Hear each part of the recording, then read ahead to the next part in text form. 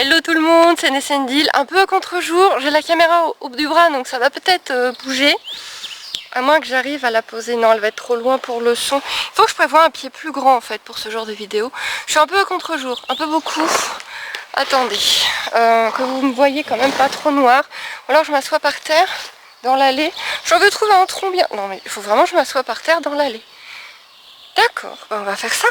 Je suis par terre dans l'allée. Bon, il n'y a pas de poney qui passe normalement. Petite vidéo réflexion. Bon, vous avez vu le titre. Mais du coup, vous voyez pas les poneys? Attendez. Ouais, ça va à peu près comme ça. Avec ma pisseuse en chaleur derrière. Ouais. Bon, moi, je suis toute dans l'eau moche, mais tant que vous voyez les poneys. Coucou!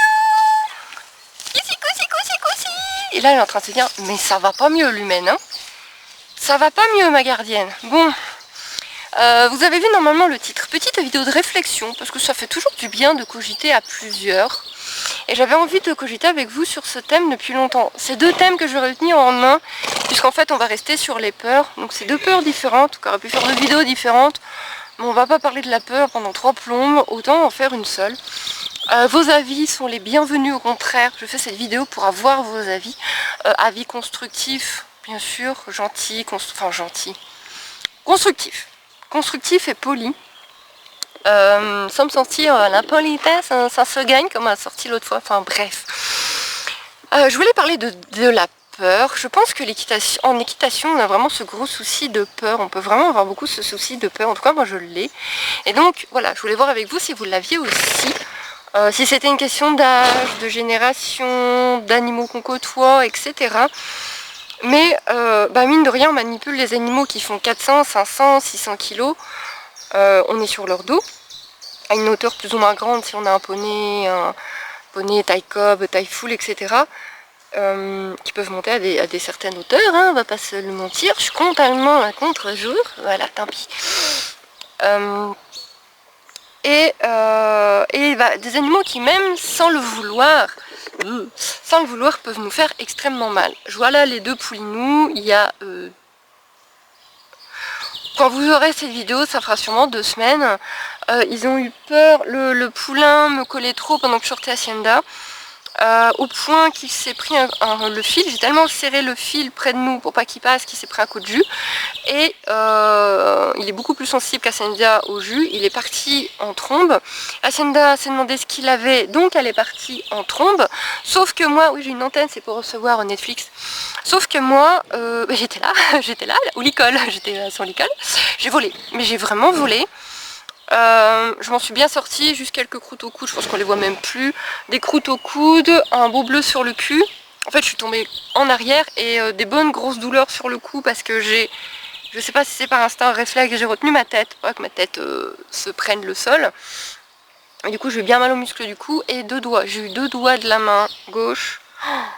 Par expérience, parce que ça m'est arrivé pas mal de fois de me blesser à dos.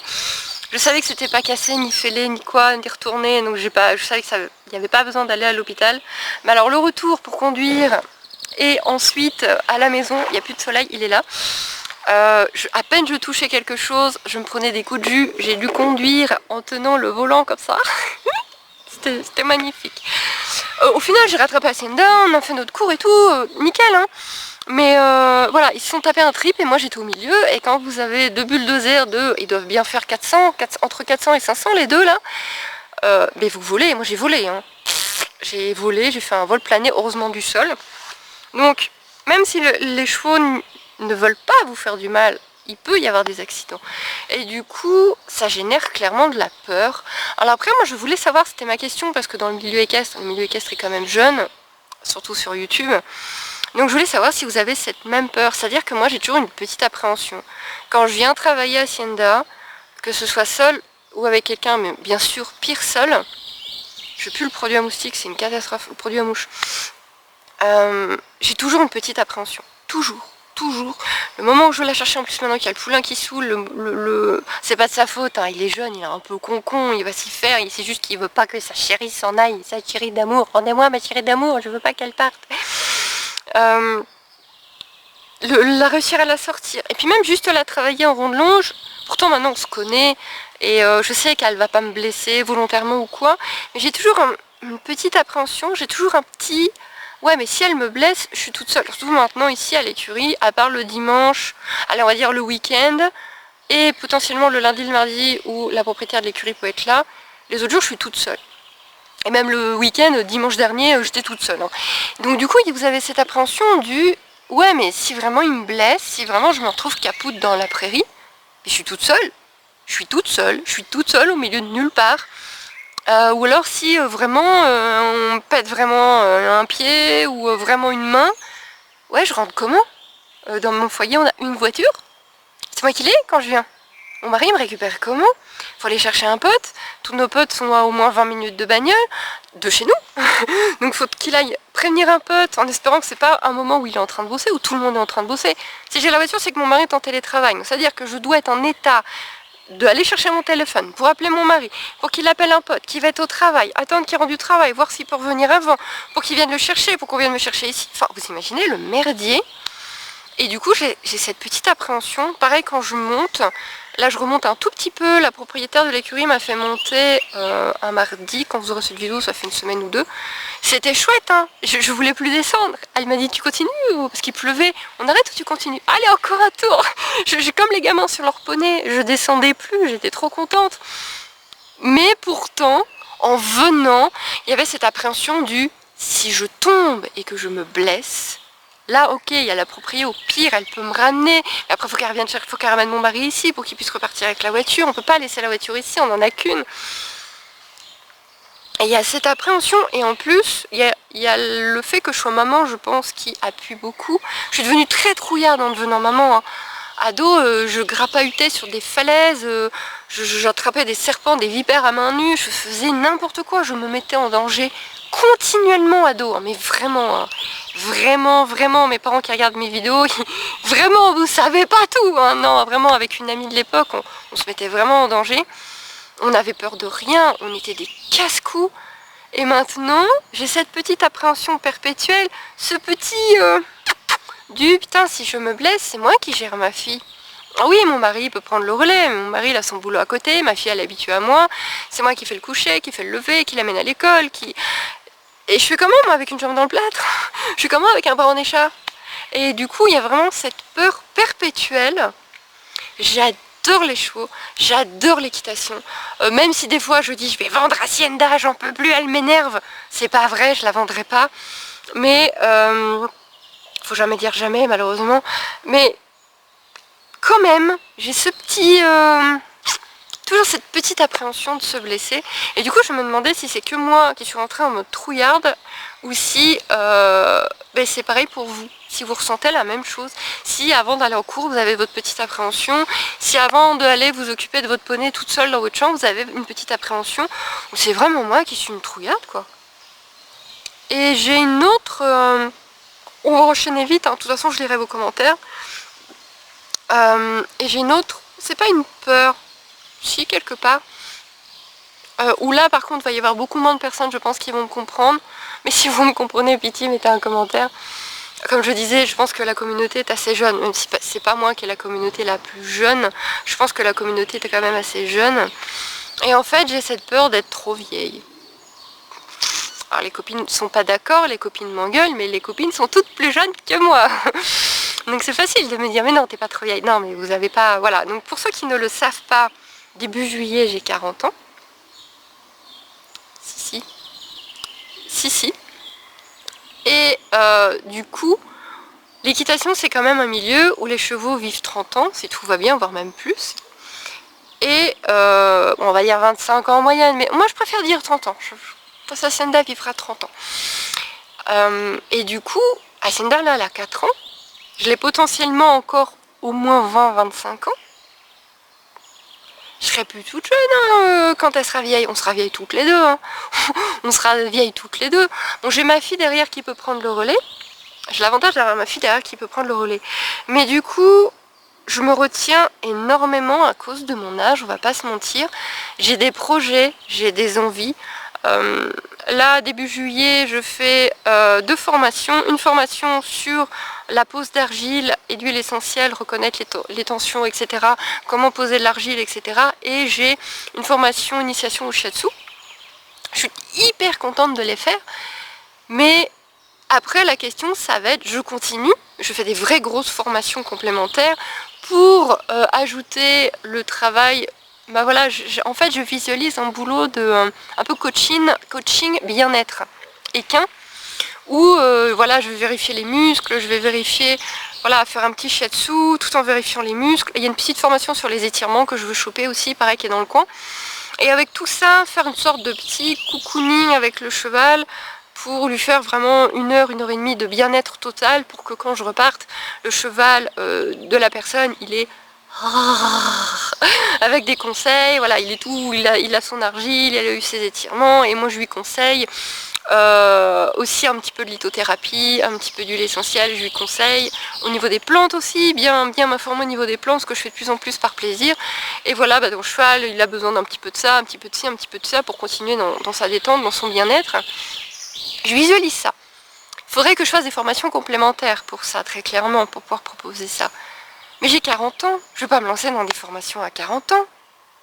Mais en même temps, ça me ferait un vrai boulot fixe, parce que YouTube et les streamings, etc., c'est bien, mais c'est pas suffisant, ça n'a jamais été suffisant. Et j'ai vraiment besoin de quelque chose de fixe qui me rassure à côté. Mais j'ai 40 ans, j'y peux rien, ça revient en boucle dans ma tête. J'ai 40 ans, je vais pas me taper 1 an de formation pour recommencer un nouveau boulot à 41, 42 ans. Et ça me bloque. Et plus j'attends, pire c'est. Parce que plus j'attends, plus je suis vieille. C'est compliqué, c'est très compliqué. Je suis une fanat d'élevage, une fanat de génétique. J'ai fait de l'élevage de pas mal d'animaux, j'en fais encore. Et oh, vous voyez pas, elle est trop belle, ma chérie. Et elle a chocu, écoutez, qu'est-ce que vous voulez que je vous dise, elle a chocu. Ça arrive, hein, 1 fois par mois, elle a un petit peu échaudé. Qu'est-ce que je voulais dire? La repro. La repro, mais je dirais pas non. Et du coup, j'aurais aimé faire de l'élevage de chevaux, bien évidemment. Bien évidemment. Vous me demandez continuellement si je vais faire un poulain à Hacienda. Oui, Hacienda aura très certainement un poulain un jour, quand je pourrai me permettre d'avoir 2 chevaux. Quand elle sera assez vieille et que je pourrai me permettre les frais vétos et d'avoir 2 chevaux, parce que bien évidemment le but du jeu c'est pas de le vendre, Hacienda aura un poulain. Mais j'aurais aimé vraiment investir, alors là c'est encore une autre histoire, mais on dit que j'ai l'argent. On dit que j'ai la place, on dit que j'ai l'argent. Par loin. J'aurais aimé investir dans 3-4 poulinières et faire un peu d'élevage. Juste un peu, 3-4 poulinières, ça y est, externe, juste un petit peu comme ça. Mais j'ai 40 ans. Je vais pas me lancer dans l'élevage à 40 ans. Des poulains qui restent des fois 2-3 ans avant d'être vendus, je vais pas pouvoir en faire beaucoup avant d'être trop vieille pour aller m'en occuper. Et j'ai ça dans la tête tout le temps. Je vous ai parlé du marché, vous avez la vidéo sur la chaîne du marché de Rakem où il y a, le marché de la boucherie équine. On va pas en reparler. Mais vous m'avez dit de faire une cagnotte, vous êtes nombreux à m'avoir dit de faire une cagnotte. Et là, dans ma tête, ça part au quart de tour, hein. On loue un camion. Je sais déjà à qui demander de venir avec moi. Il y a d'autres personnes dans les commentaires qui étaient intéressées pour qu'on se rejoigne là-bas. De façon à être 3-4 quand même, hein. Faut pas aller là-bas tout seul à mon avis. On loue un camion. J'étais déjà dans ma tête, je demande à toutes mes communes, à toutes les communes alentours, s'il y en a une qui n'aurait pas une prairie à prêter ou à petit prix, ou s'ils connaissent pas un fermier dans le coin pour monter une association, pour donc un fermier qui a une prairie donc qui l'utilise plus, on peut avoir ça pour que dalle. De façon à pouvoir mettre 2-3 chevaux au moins dessus, et du coup avec la cagnotte on peut acheter les chevaux, j'espère qu'avec la cagnotte on peut faire les frais vétos nécessaires, on nous passe une prairie et du coup on s'en occupe avant de les replacer. Moi ça part à fond de balle, hein. Vous me dites ça, je pars à fond de balle, hein. Dans 2 mois je suis prête, hein. Dans 2 mois on a la cagnotte, on a la prairie, j'ai trouvé, il y avait à qui louer un camion, j'ai l'équipe. Moi si je me mets là-dessus, il n'y a pas de problème, mais je vais pas me lancer là-dedans à mon âge, j'ai autre chose à foutre. Alors non, j'ai pas autre chose à foutre. Non, c'est un très vilain terme. Là, je le reconnais moi-même, c'est un très vilain terme. Mais, je sais pas, je me sens trop vieille pour faire ça. Je me sens trop vieille pour faire ça. Je me sens plus légitime à mon âge de faire ça. C'est fou, hein. J'arrive à 40 ans, et dans ma tête, c'est fini. Fini, je suis trop vieille. C'est fini, je peux plus rien faire. Aidez-moi, enlevez-moi ça de la tête, j'y arrive pas. J'y arrive pas toute seule. J'arrive pas à m'enlever ça de la tête, j'y arrive pas toute seule. Et c'est mes deux grosses frayeurs, c'est mes deux gros problèmes. La petite frayeur, la petite appréhension de me blesser et la frayeur d'être trop vieille. Et je vais au ralenti, j'ai des tas de projets dans la tête, mais je vais au ralenti, je vais tout doucement, parce que j'ai peur de ne pas être légitime et d'être trop vieille pour lancer des trucs comme ça. Voilà. Et donc ma question c'est, est-ce que vous ressentez le même genre de peur? Comment vous luttez contre ces peurs? Comment vous luttez contre ces peurs? Qu'est-ce que vous en pensez de mes peurs? Est-ce que j'ai raison? Là vous allez me dire, mais oui tu es trop vieille! Bon bah voilà, au moins je saurais que j'ai raison. Voilà.